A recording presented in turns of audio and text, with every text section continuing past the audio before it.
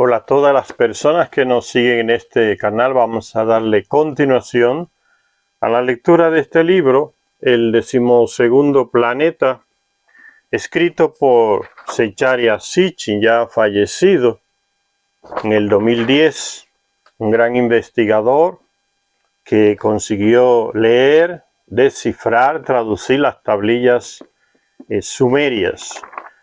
Y continuando la lectura de este libro, decimos, la salida y el ocaso de diversas estrellas se tenía por importante en la antigüedad, y el cálculo preciso del equinoccio de primavera que daba entrada al año nuevo se relacionaba con la casa zodiacal, el zodíaco, en la cual tenía lugar.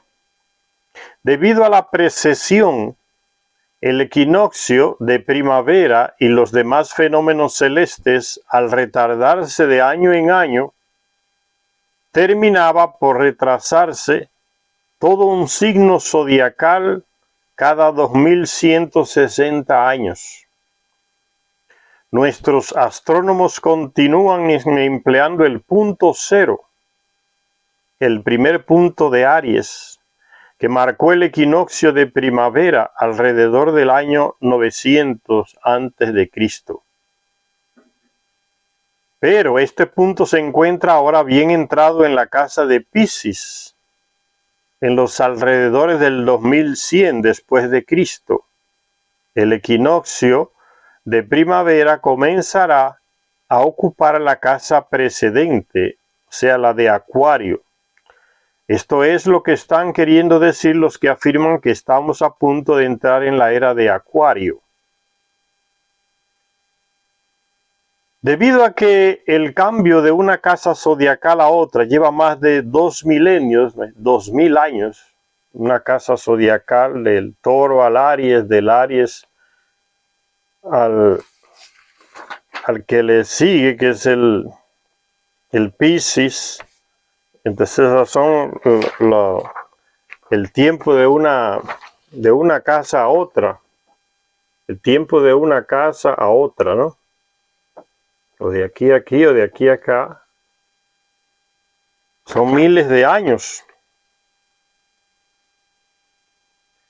Debido a que el cambio de una casa zodiacal a otra lleva más de 2 milenios, los expertos se preguntan cómo y dónde pudo enterarse Hiparco, aquel griego, del tema de la precesión en el siglo II a.C. Ahora sabemos que su fuente fue Sumeria.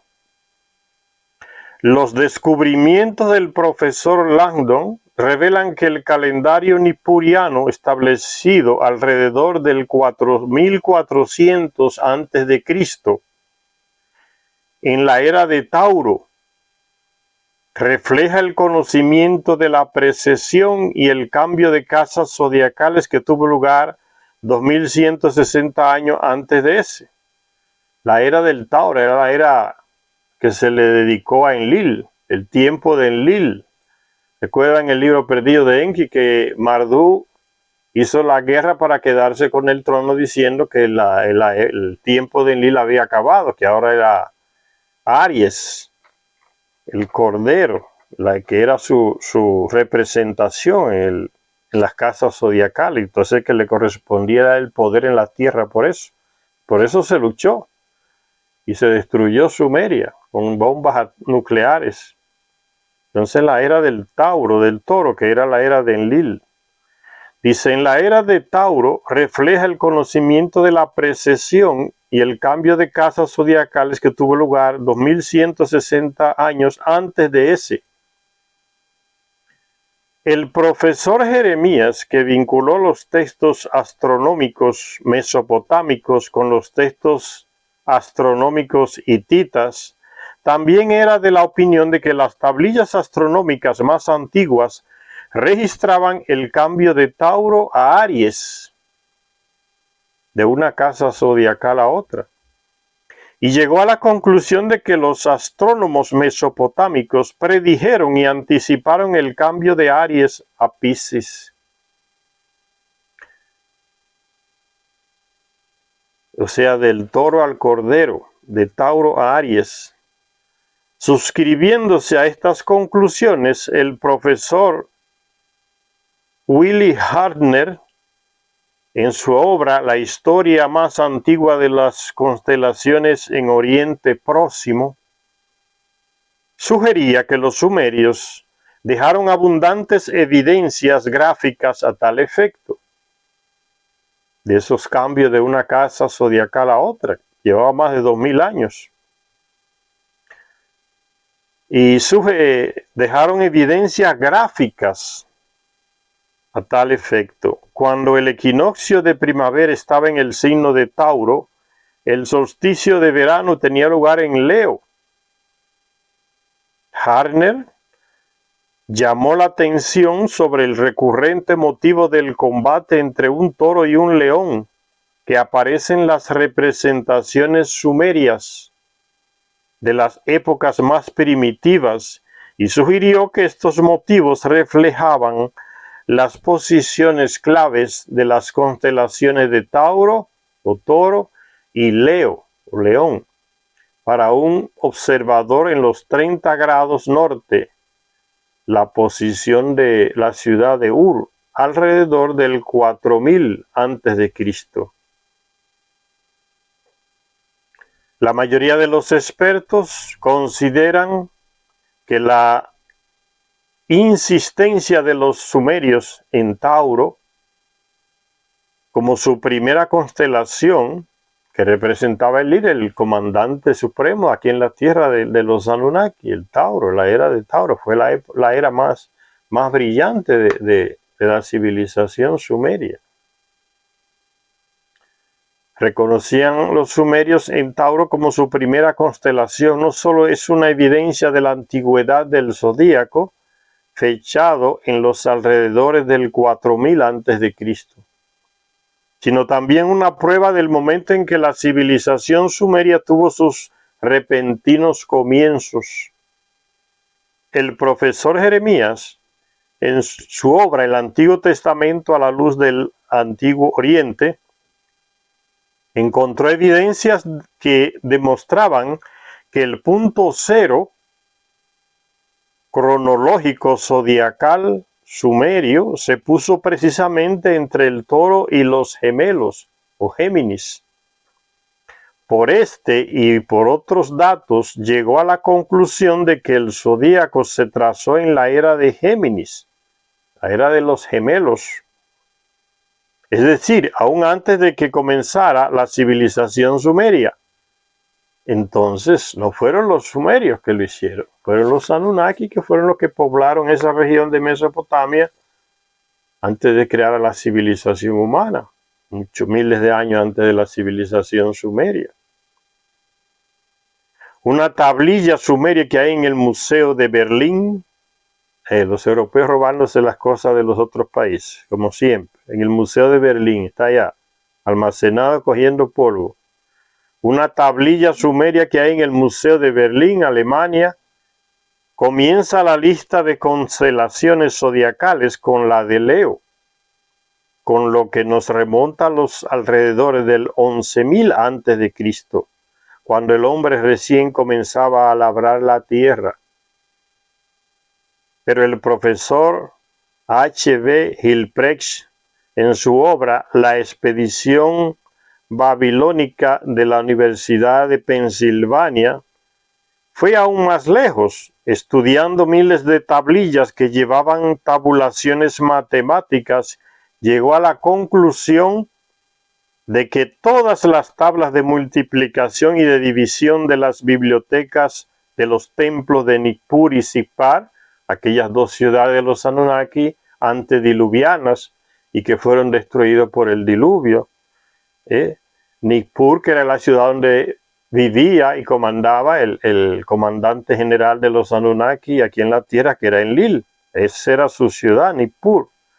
Y Sippar, que era la ciudad pájaro, significa Sippar, donde estaba el espacio puerto, y ahí comandaba ese espacio puerto un nieto de Enlil, Utu. Y dice, de los templos de Nippur y Sipar y de la biblioteca de Asurbanipal en Nínive, se basan en el número 12.960.000. Al analizar este número y su significado, Hilprecht concluyó que solo podía estar relacionado con el fenómeno de la precesión y que los sumerios conocían el gran año de 25.920 años. Esa es la apreciación de ese autor H.B. Hilprecht.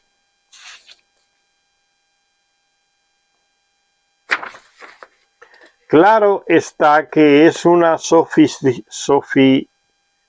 sofisticación astronómica fantástica en una época imposible. Eso es lo que se piensa que era imposible, pero ya los Anunnakis estaban acá.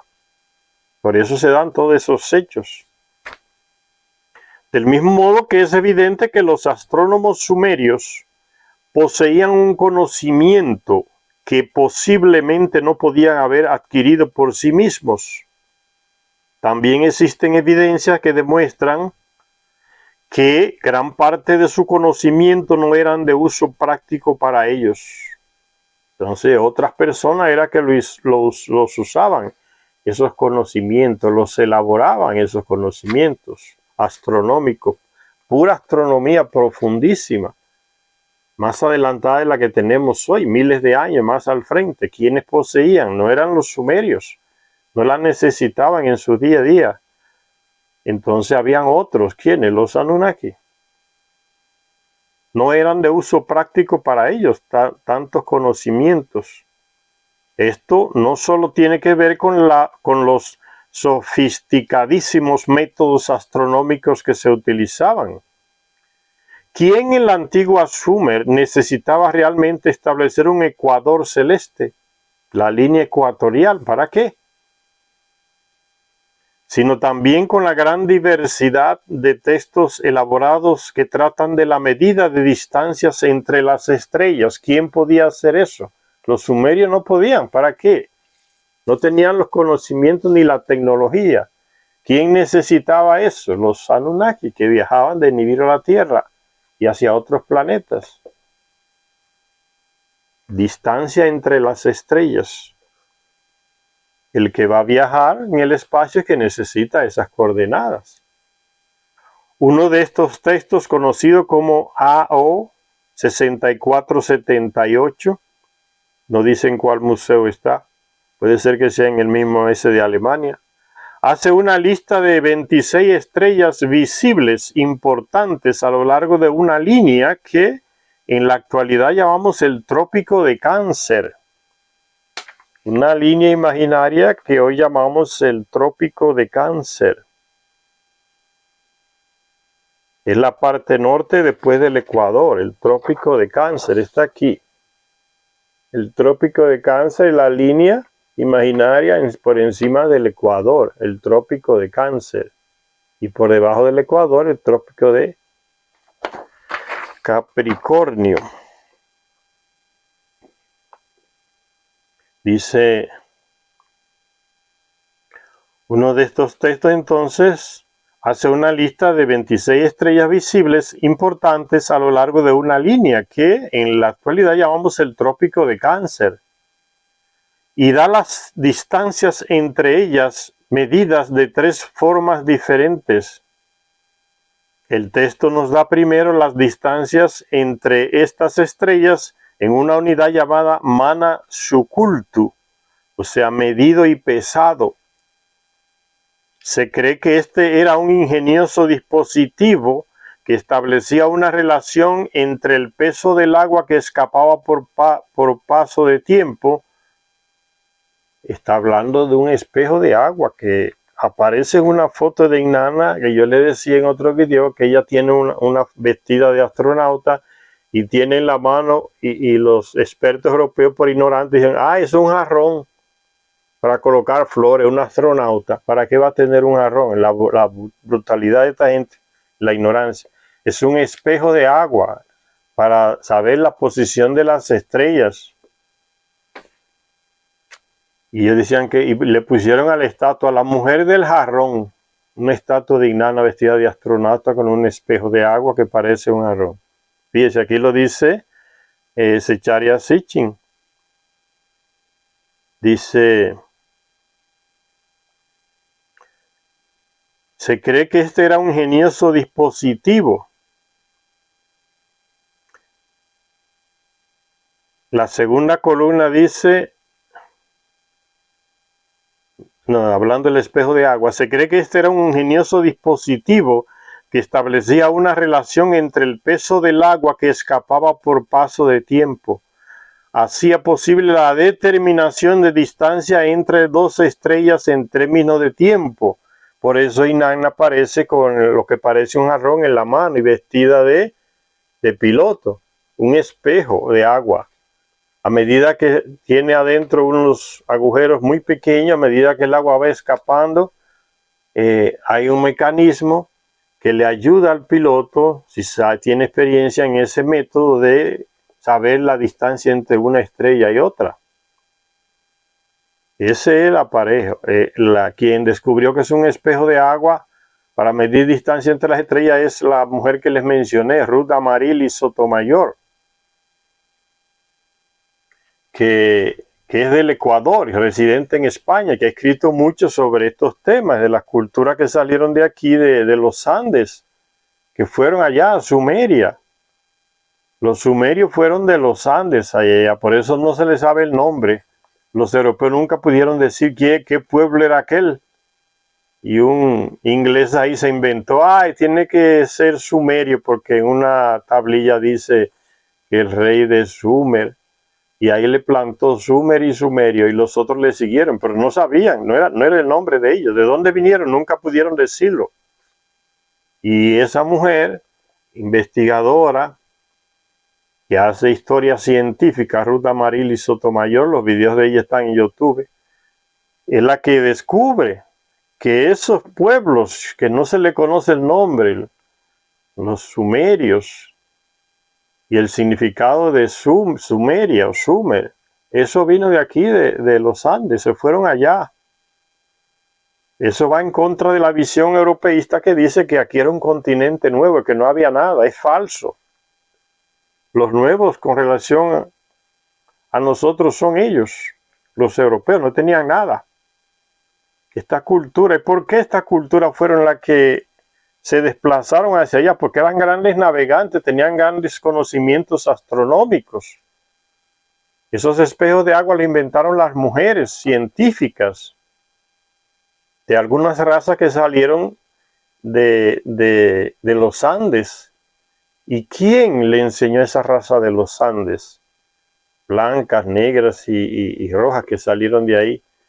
Ahí ese era el dominio de Ninurta, el hijo de Enlil.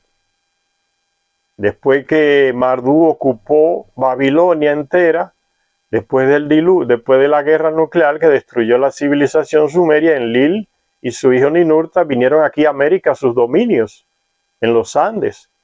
Y ahí ellos fueron los que le transmitieron esos grandes conocimientos astronómicos a esas culturas que salieron de ahí y se fueron a Asia, a Medio Oriente. De ahí son los sumerios. Y Ruth dice cuál es el nombre verdadero de eso que ese inglés le llamó sumerios. Vean los videos de esa mujer, Ruth Amaryllis Sotomayor, en YouTube. Y sigue diciendo el libro, entonces hablábamos de ese espejo de agua, que lo que Zecharia mismo Sitchin aquí no sabe decir cuál es el nombre. Solamente dice, este era un ingenioso, una unidad, dice, para medir la medida y pesado, dice, medir la distancia entre las estrellas. Se cree que este era un ingenioso dispositivo, él no da el nombre, Zecharia Sitchin no lo sabe tampoco. Se cree que este era un ingenioso dispositivo que establecía una relación entre el peso del agua que escapaba por paso de tiempo. ¿Ven? Cruz Marilli explica este detalle, este dispositivo bien detalladamente. Espejo de agua en muchas partes de América, del país de México, está esos espejos de agua, hasta en rocas está reflejado. Ahí fue esculpido el espejo de agua. Hacía posible la determinación de distancia entre dos estrellas en términos de tiempo. ¿Quién necesitaba eso? Los que viajaban por el espacio. ¿Y quién podía viajar por el espacio y tenía la tecnología? Los sumerios, no. Los Anunnaki. La segunda columna de distancias estaba en términos de grados del arco de los cielos. El día total, día y noche, se dividía en 12 horas. El arco de los cielos comprendía un círculo total de 360 grados. Así pues, un veru, o hora doble, significado, representaba 30 grados del arco de los cielos. Con este método, el paso del tiempo en la Tierra proporcionaba una medida de las distancias en grados entre los cuerpos celestes nombrados. Esta astronomía tan profunda viene de los Anunnaki. Ellos viajaban en el espacio, de Nibiru acá, podían elaborar esa astronomía tan profunda. Los sumerios, ¿para qué la necesitaban si no viajaban? En naves por el espacio, no tenían esa tecnología. El tercer método de medida era el Veru Ina Shame, que significa longitud en los cielos. Un escritor llamado F. Turao Danjin, que escribió una obra llamada Distancias entre estrellas fijas, señaló que mientras los dos primeros métodos estaban relacionados con otro fenómeno, el tercer método, el método de longitud en los cielos, proporcionaba medidas absolutas. Un Veru celeste, según Turao Danjin y otros, era el equivalente a 10.692 metros de nuestros días. La distancia en los cielos entre las 26 estrellas se calculó en el texto sumando 655.200 Veru trazados en los cielos.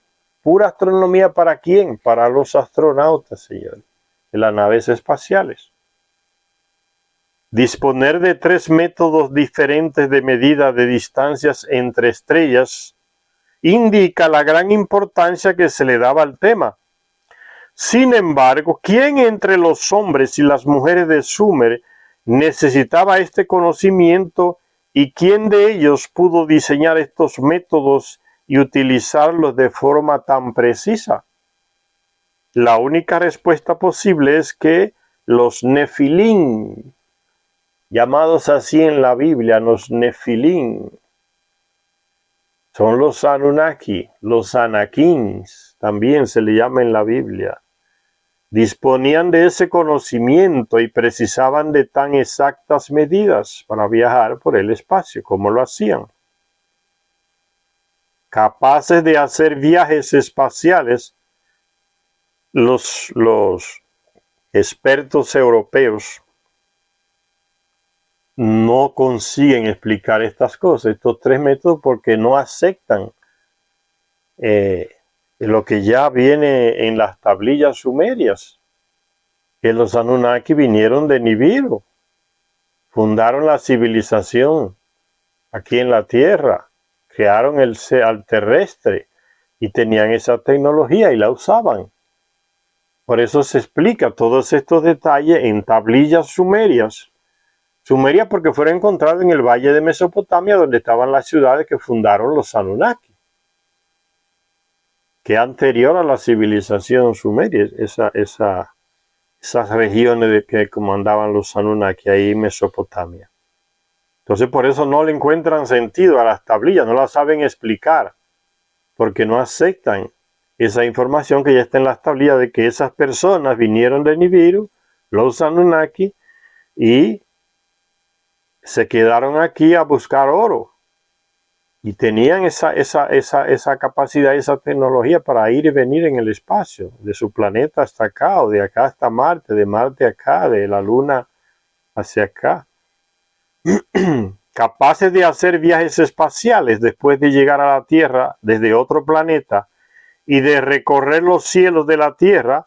Los Nefilim, llamados así en la Biblia, eran los únicos que podían poseer, y de hecho poseían, en los albores de la civilización humana, los sofisticados métodos, las matemáticas y los conceptos de una astronomía avanzada, así como la necesidad de enseñar a los escribas humanos a copiar y registrar meticulosamente tablas y más tablas de distancias en los cielos, órdenes de estrellas y grupos de estrellas,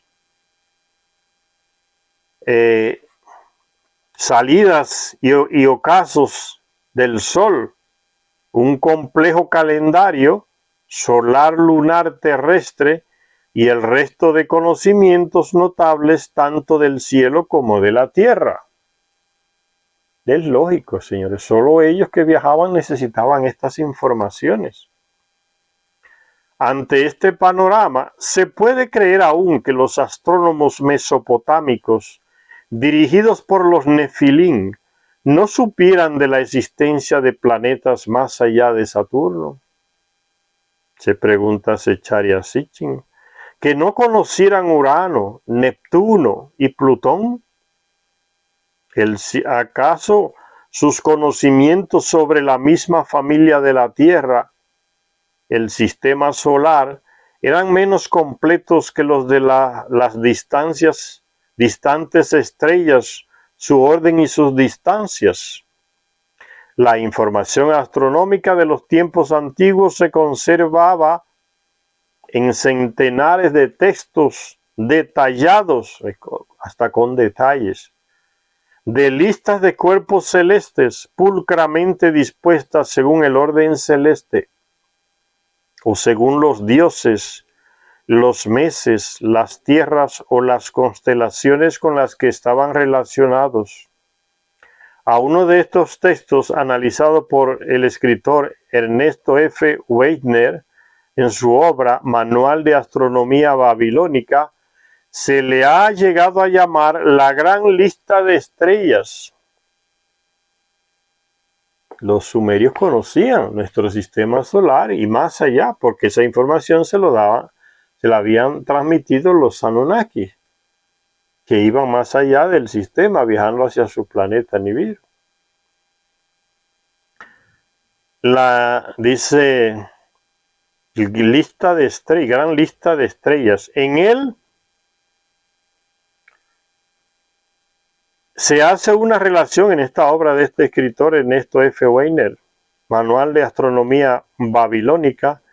En este manual se hace una relación en 5 columnas de decenas de cuerpos celestes en función de sus relaciones mutuas, de los meses, de los países y deidades. Otro texto lista correctamente las principales estrellas de las constelaciones zodiacales. Un texto indexado como BM 86378, parece que está en el mismo Museo de Berlín, en Alemania, así numerado. Ordenaba en su parte no deteriorada, o sea que hay otra parte que se deterioró con el tiempo, un texto, 71 cuerpos celestes por su situación en los cielos, y acerca de textos así podríamos estar hablando una y otra vez. Entonces Zecharia Sitchin tuvo acceso a estos documentos en el Museo de Berlín, que no los estudian ellos, los alemanes, ni se lo dan a los otros para que los estudien. Tienen todo ahí acumulado, ese conocimiento. Se robaron las tablillas allá en Mesopotamia y todo está en el museo allá cogiendo polvo. Igual hacen los españoles con documentos y arqueología de América. Se la robaron y la tienen allá cogiendo polvo, no la sacan, para que las personas que investigan de aquí no sepan realmente la historia verdadera y le saquen provecho a esos documentos que son de aquí, son nuestros, se los llevaron hacia allá. Los tienen allá, prefieren que se pudran cogiendo polvo en los museos de ellos, pero no se lo dan a los estudiosos de acá. No se los facilitan ni los publican tampoco. Dice, gran cantidad de expertos se esforzaron por dar sentido a esta legión de textos, de los expertos esforzándose por darle sentido. ¿Qué sentido le van a encontrar si no aceptan lo que plantea Zecharia Sitchin y que está en las tablillas, claramente escrito, que los Anunnaki vinieron de Nibiru acá y viajaban en el espacio y tenían sus naves y llevaron a viajar algunos terrestres al espacio? Si no aceptan eso, no hay manera de que entiendan esos textos. Se pueden matar y no lo van. Gran cantidad de expertos, todos europeos, se esforzaron por dar sentido a esta legión de textos. Europeos y estadounidenses no lo consiguen. Y en particular por identificar correctamente los planetas de nuestro sistema solar. Aunque sus resultados parecen ser confusos, ¿ven? Zecharia Sitchin está criticando a los llamados expertos europeos estadounidenses. Los resultados de estos señores son confusos.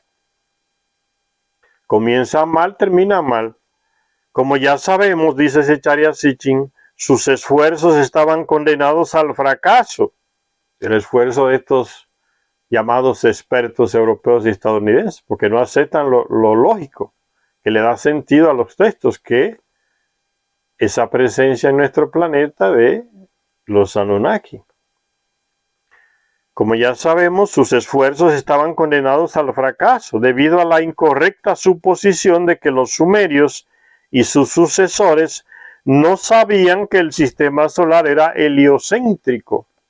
Suponían que los sumerios no sabían que los planetas giraban alrededor del Sol, sistema heliocéntrico. Que la Tierra no era más que otro planeta y que había más planetas más allá de Saturno. Por esa ignorancia no podían entender los textos y llegaban a resultados erróneos. Eso es lo que está criticándoles Zecharia Sitchin a esos llamados expertos.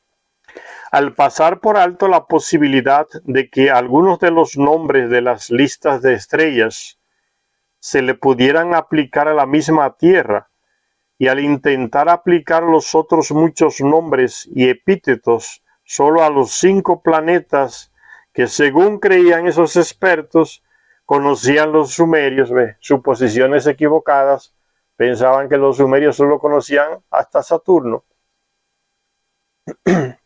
y que eran ignorantes de lo que había más allá. Eran ellos los expertos europeos y estadounidenses que no sabían, no los sumerios lo sabían. ¿Quién le dio ese conocimiento? Los Anunnaki.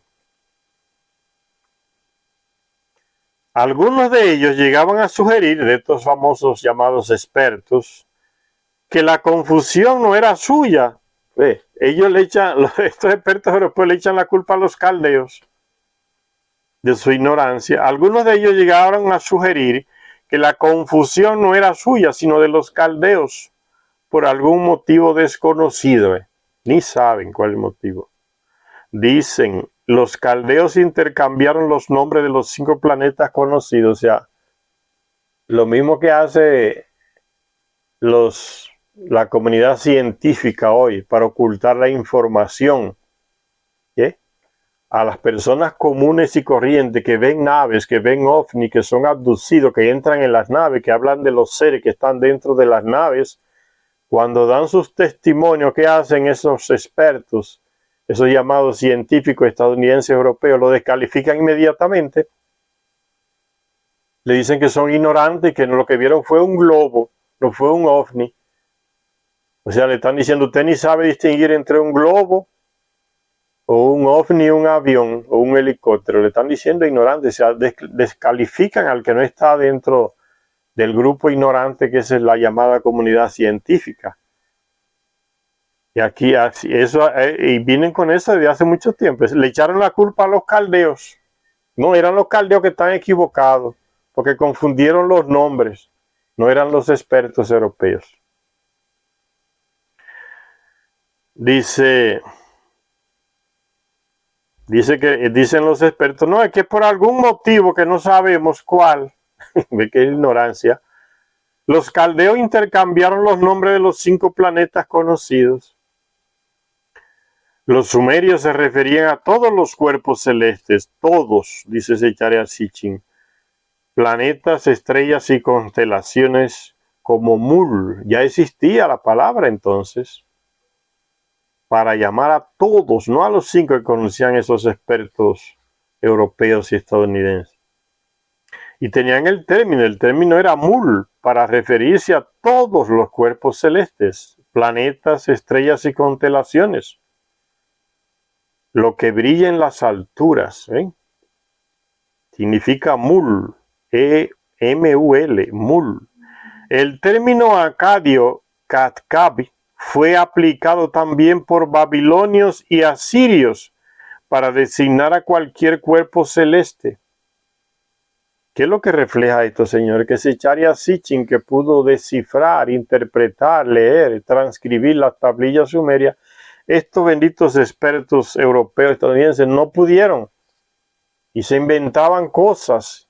Y fíjense hasta dónde llega la ignorancia. Echarle la culpa a los sumerios y a los caldeos. Fueron ellos que se equivocaron, no fuimos nosotros. El ignorante, ¿no? Le echa la culpa al que sabe.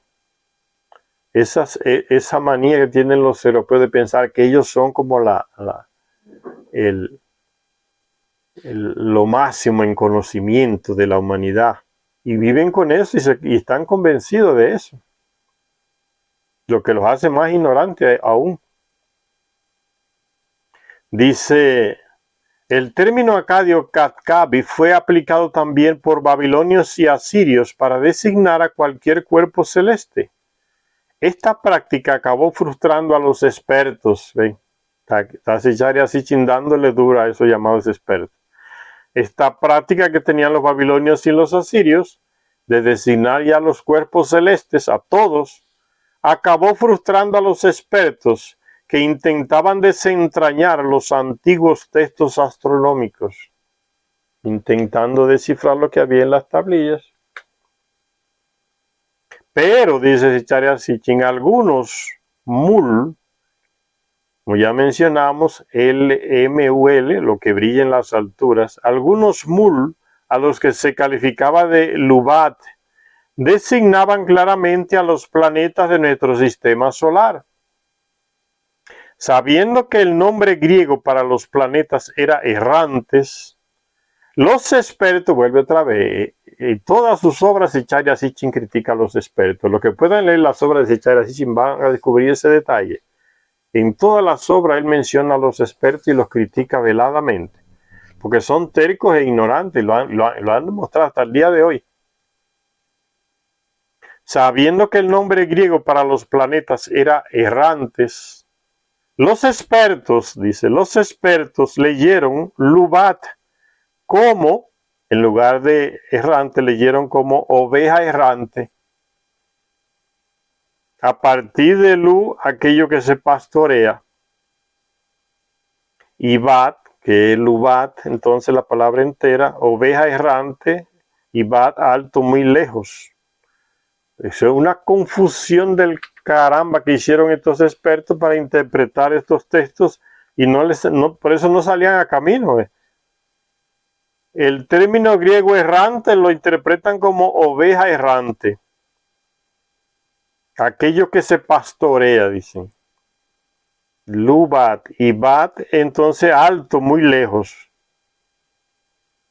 Interpretan uno y no saben relacionarlo con la otra parte de la palabra porque no ven, no entienden o no quieren aceptar que está hablando ya de la gran sabiduría astronómica que tenían los sumerios, los babilonios, los acadios.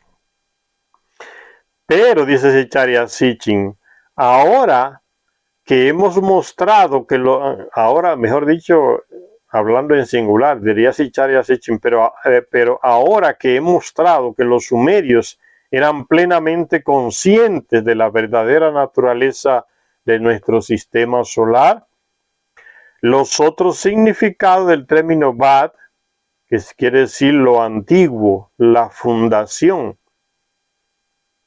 diferente a como lo interpretan los expertos europeos estadounidenses, que decían alto, muy lejos, aquello que se pastorea.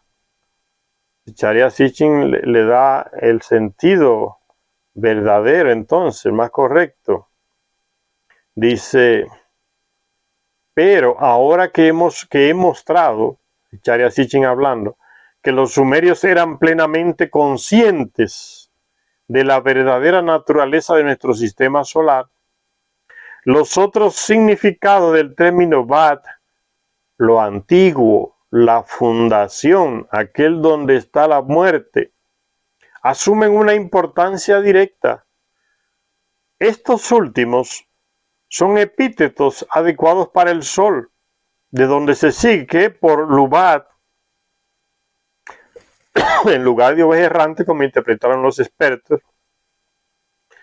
de donde se sigue que por Lubat los sumerios no entendían simplemente oveja errante, como dicen los expertos europeos y estadounidenses, oveja errante, sino oveja pastoreada por el sol, o sea, los planetas de nuestro sistema solar.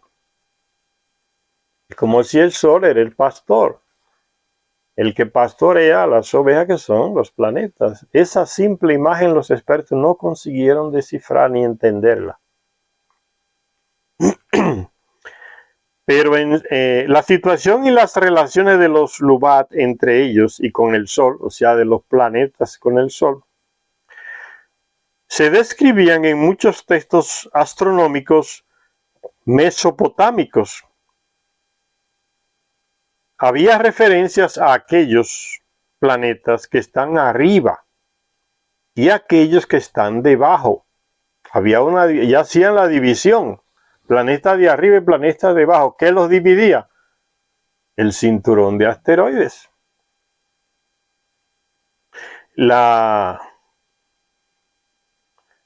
Kugler conjeturó acertadamente, dice Zecharia Sitchin, el tipo acertó, que el punto de referencia era la misma Tierra, porque fue desde aquí que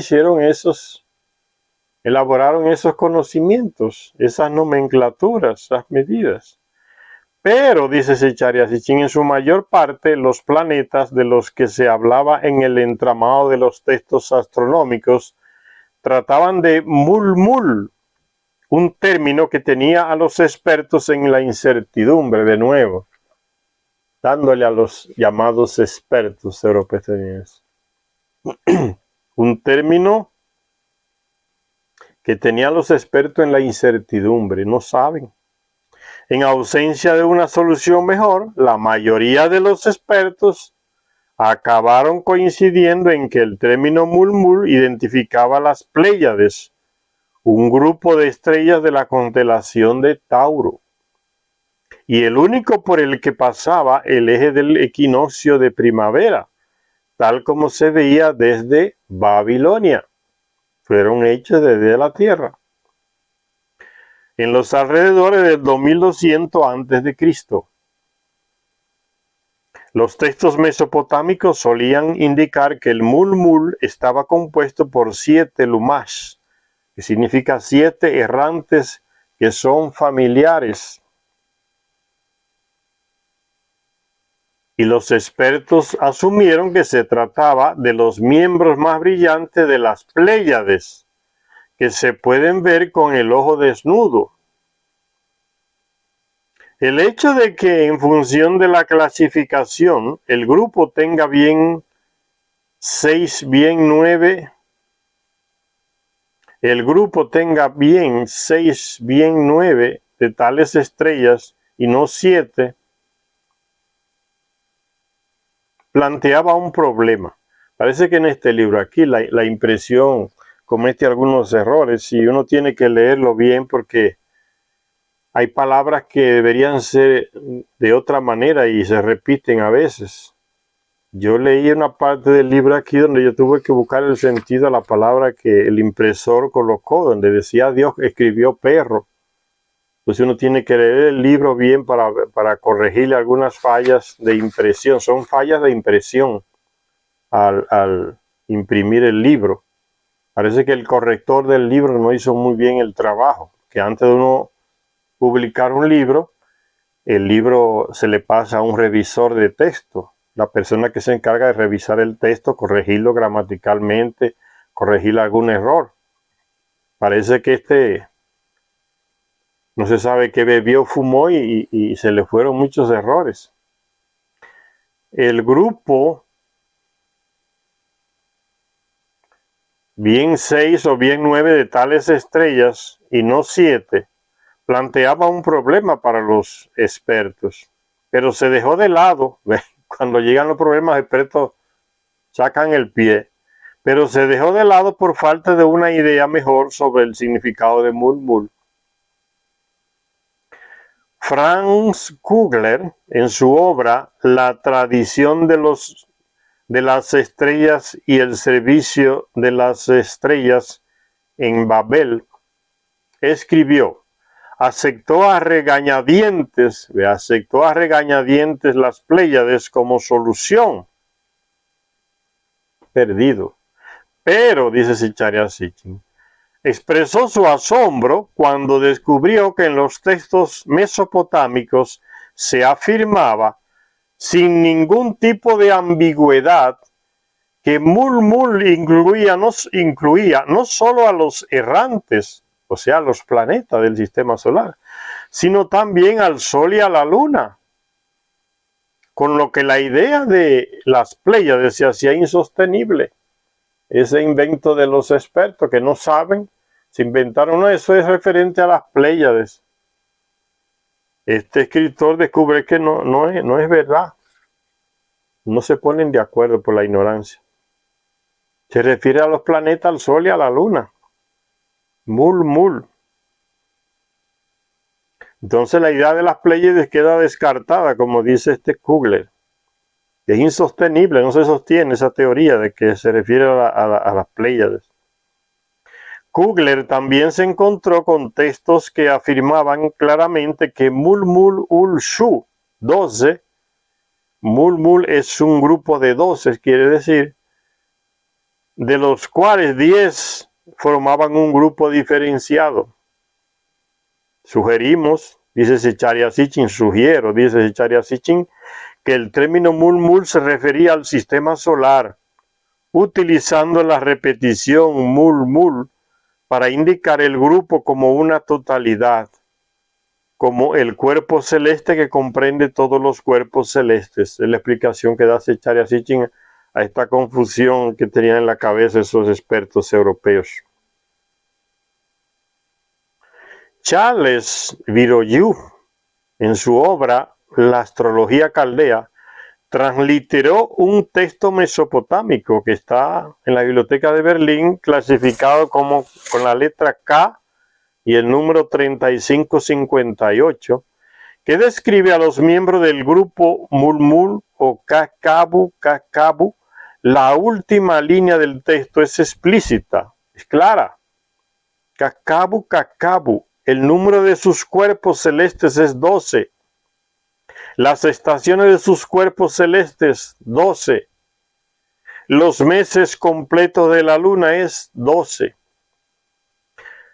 Los textos no dejan lugar a dudas, dice Zecharia Sitchin. El Mulmul, nuestro sistema solar, estaba compuesto por 12 miembros. ¿Ven? Son 12. Entonces hay un 12º planeta.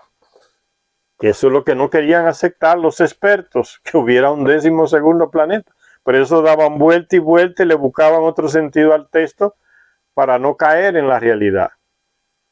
Tercos hasta el final. Pero está claro, dice Zecharia Sitchin, y este Charles Viroyu lo descubrió. El número de sus cuerpos celestes, 12. Las estaciones de sus cuerpos celestes, 12. El número de sus cuerpos celestes, 12. Recuérdense que ellos contaban el Sol y la Luna como planetas. Los meses completos de la Luna es 12. O sea, los textos no dejan lugar a dudas, dice Zecharia Sitchin. El Mun, nuestro sistema solar, estaba compuesto por 12 miembros. Quizás no debería de sorprendernos, pues, el erudito griego Diodoro, al explicar los 3 caminos de los caldeos y el consiguiente listado de 36 cuerpos celestes. ¿Recuerdan los 3 caminos de los caldeos? Se lo mostraba en una hoja. Aquí están, ¿no? Los 3 caminos. Aquí, 30 grados encima del Ecuador, al norte está el camino de Enlil. En el centro, 30 grados norte y 30 grados sur, ese espacio en el centro es el camino de Anu.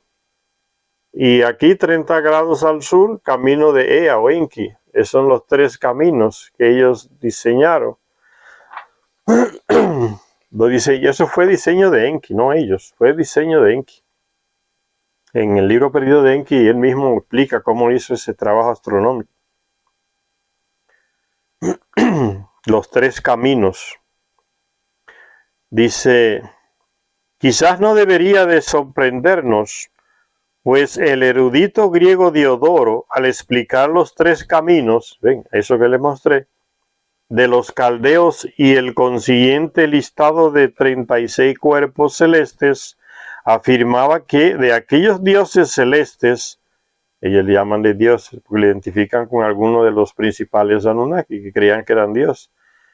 De aquellos dioses celestes, 12 poseen autoridad principal.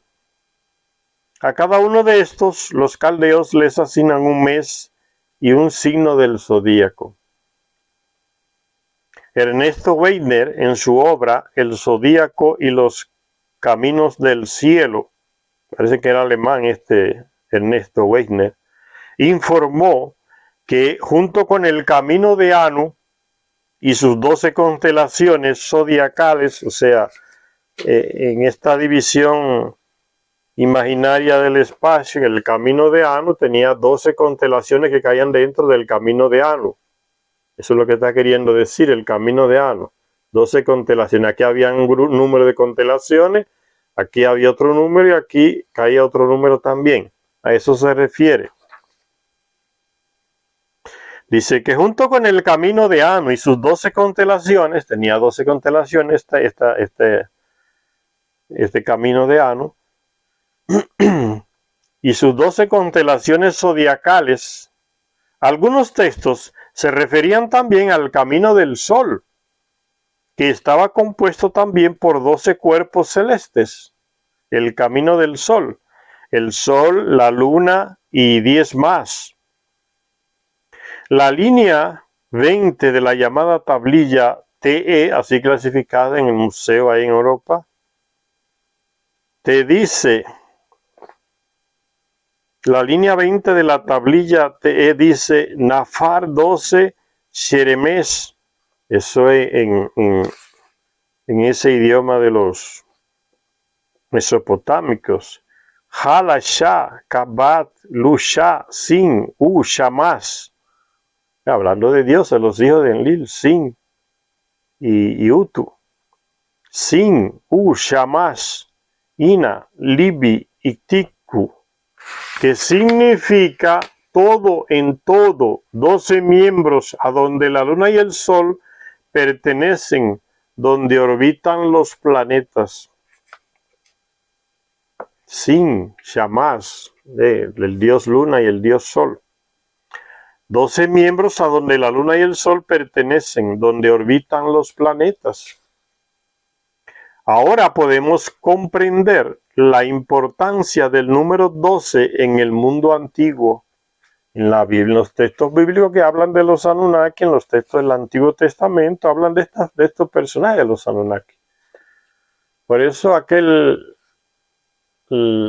escritor, que fue un tiempo traductor del hebreo antiguo para el latín, llamado Mauro Biglino, que les mencioné una vez, Mauro Biglino, un italiano que está dando muchas charlas en YouTube, la encuentran subtituladas en español, nos escribió el libro diciendo que la Biblia no es un libro sagrado, refiriéndose a los libros del Antiguo Testamento, porque simplemente hablan de estas personas, de los Anunnaki, sus hechos y de los terrestres que ellos crearon.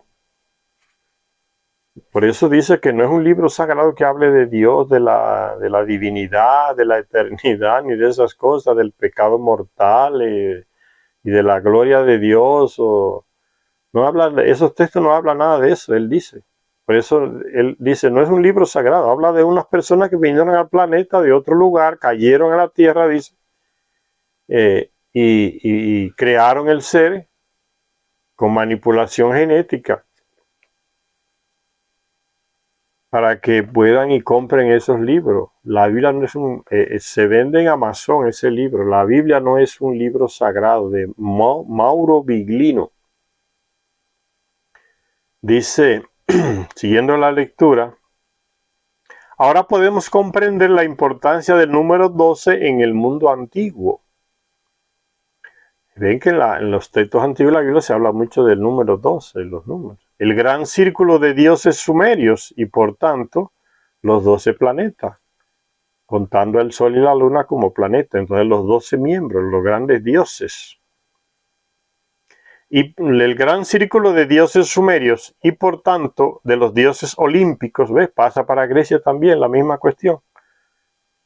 Porque son los mismos personajes que pasan a diferentes culturas.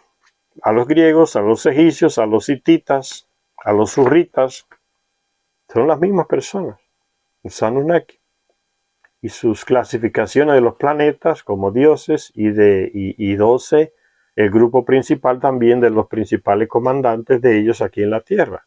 Eran 12, un círculo de 12. El panteón de los 12. El gran círculo de dioses sumerios y por tanto de los dioses olímpicos, en Grecia también, estaba compuesto exactamente por 12 miembros. Los dioses más jóvenes, los dioses, entre comillas, los dioses más jóvenes solo podían entrar en este círculo si se retiraban los dioses más viejos. Del mismo modo, cualquier puesto libre se tenía que ocupar para mantener el número divino de 12. No podía quedar vacante, tenía que ser ocupado. El principal círculo celeste, el camino del Sol, con sus 12 miembros, ¿por qué? Porque la Luna y el Sol y los otros hasta Plutón más Nibiru son 12. Esos son el 12, la familia del Sol. El principal círculo celeste, el camino del Sol, con sus 12 miembros, establecía el modelo según el cual cualquier otra franja celeste se dividía en 12 segmentos, o se le asignaban 12 cuerpos celestes de importancia. Por consiguiente, el año tenía 12 meses y el día tenía 12 horas dobles, 24. A cada división de Sumer se le asignaban 12 cuerpos celestes como medida de buena suerte. Muchos estudios, como el de S. Langdon en su obra llamada Menologías, o sea, ordenación por meses, Menologías babilónicas y el calendario semítico, muestra en esta obra de Langdon que la división del año en 12 meses estaba relacionada desde sus comienzos con los 12 grandes dioses. Otro escritor, parece que alemán, Fritz Hummel, en su obra llamada La astronomía de los antiguos caldeos, y otros escritores también, después de él, demostraron que los 12 meses estaban estrechamente conectados con los 12 signos zodiacales y que ambos se derivaban de los 12 cuerpos celestes principales, los 12 planetas del sistema solar. Otro escritor llamado Charles F. Jean, parece que era francés, en su obra La psicología sumeriana, el léxico. ¿Sabes lo que es el léxico? El léxico son las palabras que forman un idioma, ¿no? El léxico de un idioma, el conjunto de todas las palabras que forman un idioma, el léxico. Pues de un idioma que habla alguna región en concreto. En esa obra, Lexicología Sumeriana, reprodujo una lista sumeria de 24 cuerpos celestes que emparejaban a las 12 constelaciones zodiacales con los 12 miembros del sistema solar. En un largo texto identificado por F. Thoreau Danjin, llamado Rituales Acadios, identificado como el programa del templo para la festividad de Año Nuevo en Babilonia, las evidencias para la consagración del número 12 como fenómeno celeste central son persuasivas, dice Charia Sitchin. El gran templo, el Esagila, que es el templo, la residencia de Marduk, ahí en Babilonia, el Esagil se le llamaba esa residencia, el gran templo le llamaban los terrestres, tenía 12 puertas. Marduk, el hijo de Enki, Ea, que tomó el poder ahí, se revestía de los poderes de todos los dioses celestes. Él se proclamó como el jefe de todos los dioses, le quitó el comando a Enlil, que era el comandante en jefe. Pero que ya incluso los sacerdotes que le servían ahí falsificaron la historia y le atribuyeron a Marduk no solamente ese era el jefe, el dios poderoso sobre todos los dioses, o sea, los Anunnaki, sino también que lo identificaron con su planeta, con Nibiru. Entonces, como que en el cielo también, en el sistema solar, el que comanda, el que manda, Nibiru, el planeta más grande del sistema solar, el número 12, es el que manda, el que le da los designios a otros planetas también. Lo llegaron a identificar hasta con el mismo planeta Nibiru, a Marduk. Entonces por eso se dice, el gran templo, el Esagila, la casa de Marduk en Babilonia, tenía 12 puertas. Marduk se revestía de los poderes de todos los dioses celestes al recitarse 12 veces la declaración que dice, mi Señor no es Él, mi Señor. Después se invocaba la misericordia del Dios 12 veces y la de su esposa 12 veces. Ya se formó todo un ritual. Los sumos sacerdotes, enseñados por Marduk, ya crearon un ritual alrededor de este número simbólico 12. 12 veces se recitaba la declaración. Y sigue diciendo, después se invocaba la misericordia del Dios 12 veces y la de su esposa 12 veces. El Dios estaba pegado, la esposa también estaba pegada. Entonces el Dios Marduk era Dios, entonces la esposa pasaba a ser diosa también. Después se invocaba la misericordia del Dios 12 veces y la de su esposa 12 veces. El total de 24 se emparejaba entonces con las 12 constelaciones del zodíaco y los 12 miembros del sistema solar. Los 12 planetas en nuestro sistema solar, incluyendo al planeta Nibiru. Ya eso está en los textos sumerios. ¿Quién se los enseñó? Los Anunnaki. ¿Quién no quieren ver? No querían ver y no quieren ver todavía esa realidad que está escrita en miles de textos. Los llamados expertos europeos y estadounidenses. Por eso siguen adivinando ya lo que ha sido escrito claramente en los textos sumerios. Ellos que han descubierto algo y ya los sumerios lo sabían y está escrito. Lo que no lo aceptan y se los atribuyen ellos, los expertos europeos y estadounidenses, esos grandes descubrimientos que ellos piensan que son o que han hecho. En una señal de piedra tallada por un rey de Susa, una ciudad de Babilonia, con los símbolos, una ciudad de ahí de la región de Babilonia, no, de la región de Mesopotamia, Susa. En una señal de piedra tallada por un rey de Susa, una gran ciudad, con los símbolos de los cuerpos celestes, se representaban a estos 12 signos. Los 12 signos familiares del zodíaco y los símbolos que representan a los 12 miembros del sistema solar. Estos eran los 12 dioses astrales de Mesopotamia, el panteón mesopotámico, así como de los surritas, de otra cultura, los surritas, los hititas, los griegos, los egipcios y todos los demás panteones de la antigüedad. Tenían 12, lo copiaron de esa simbología que introdujeron los Anunnaki. Nosotros somos los 12 dioses, son los Anunnaki principales, los jefes, los principales comandantes de los que estaban aquí en la Tierra, esos 12, y se le atribuyeron planetas.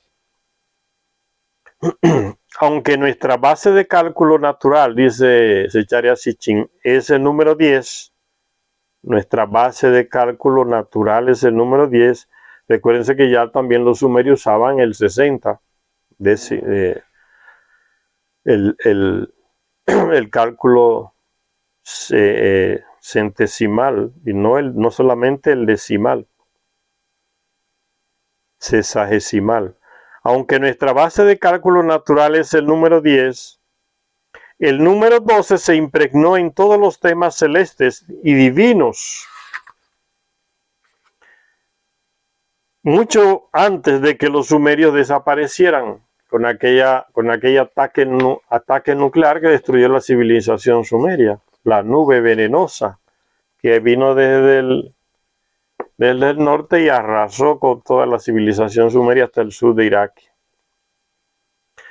Y sigue diciendo entonces, hubo 12 titanes griegos. Anteriormente ya vimos que yo les dije, aunque nuestra base de cálculo natural es el número 10, el número 12 se impregnó en todos los temas celestes y divinos mucho antes de que los sumerios desaparecieran. Cuando habla aquí de los sumerios que desaparecieron, se refiere a ese hecho del ataque nuclear que fue lanzado en el norte, noroeste, y la nube del Mediterráneo lo desplazó, la nube venenosa la desplazó hacia el este y arrasó con todas las ciudades de Sumeria. Se salvó Babilonia y otros. Ahora, la desaparición de los sumerios, no todos se murieron, mucha gente se salvó, no estaba ahí, no estaban en el trayecto de la nube del viento venenoso. Muchos escaparon, como hicieron los Anunnaki, que huyeron todos en sus naves cuando supieron que llegaba la nube venenosa, el viento maligno. Entonces desaparecieron como civilización. Eso es lo que quiere decir aquí el libro, cuando dice que los sumerios desaparecieron.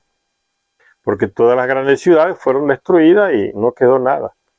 Hubo 12 titanes griegos, ¿ves? Pasando a la simbología de los dioses griegos, se sigue con el número 12. Hubo 12 titanes griegos, 12 tribus de Israel, ven, hasta el Antiguo Testamento, 12 partes en el mágico pectoral del sumo sacerdote de Israel, ahí está dividido en 12 partes. El poder de este 12 celeste se transmitió a los 12 apóstoles de Jesús. Fíjate a dónde pasó la simbología, que viene ya de los sumerios y los Anunnaki. Hasta los apóstoles de Jesús eran 12. Se usa la simbología como que eran 12, puede que hayan sido más. Hasta los 12 apóstoles de Jesús. E incluso en nuestro sistema decimal contamos del 1 al 12. Y solo tras el 12 volvemos al 10 y 3, al 13, 10 y 4, 14, ¿eh? Lo que usamos hoy.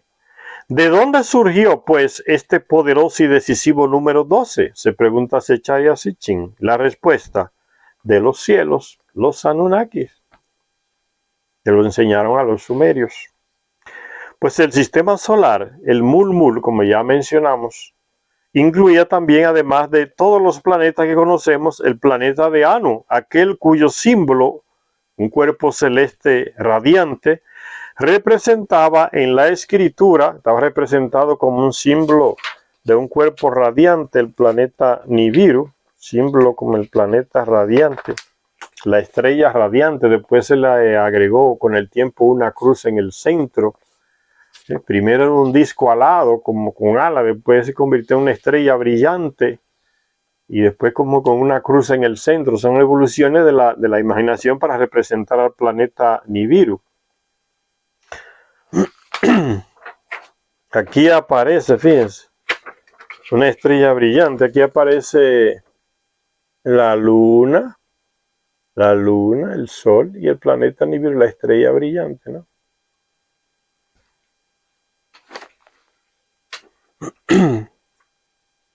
Y seguimos leyendo entonces, ¿de dónde surgió pues este poderoso y decisivo número 12? Le pregunta Secharia Sitchin y se responde, de los cielos, los Anunnaki. Pues el sistema solar, el Mun-Mul, incluía también, además de todos los planetas que conocemos, de Mercurio hasta Plutón, incluía también el planeta de Anu, aquel cuyo símbolo, un cuerpo celeste radiante, representaba en la escritura sumeria al dios Anu, el rey de Nibiru, y a lo divino, la morada celestial. Se le llamaba al planeta Nibiru la morada celestial. ¿Por qué? Porque es de los supuestos dioses, el jefe está allá en Nibiru, Anu. El Kabak del centro supremo, se refiriéndose al planeta Nibiru, el rey Anu en Nibiru. Tiene un sistema monárquico, un rey para todo el planeta. Es una de las ovejas en Mun-Mul, o sea, uno de los 12 planetas que están alrededor del Sol. ¿Ve? El Mun-Mul, el pastor con sus 12 ovejas. Y dice, explicaba un texto astronómico. Es una de las ovejas en Mun-Mul, en el sistema solar. Explicaba un texto astronómico. Y cuando Marduk usurpó la supremacía y sustituyó a Anu y a Enlil como el dios asociado a este planeta, Nibiru, los babilonios dijeron, el planeta de Marduk dentro del Mun-Mul aparece. El planeta número 12 dentro del sistema solar aparece, porque tiene una órbita de 3.600 años de la Tierra, entra al Sol y vuelve otra vez a su estrella muerta allá de donde vino acá. Fue capturado por Neptuno, fue capturado por Saturno, por Júpiter y entró dentro del sistema y el Sol lo capturó y se quedó ahí.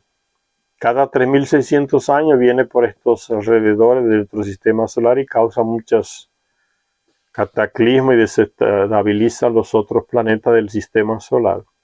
El planeta de Marduk dentro de Mun-Mul aparece, o sea, dentro del sistema solar aparece y desaparece también. Llega y se va.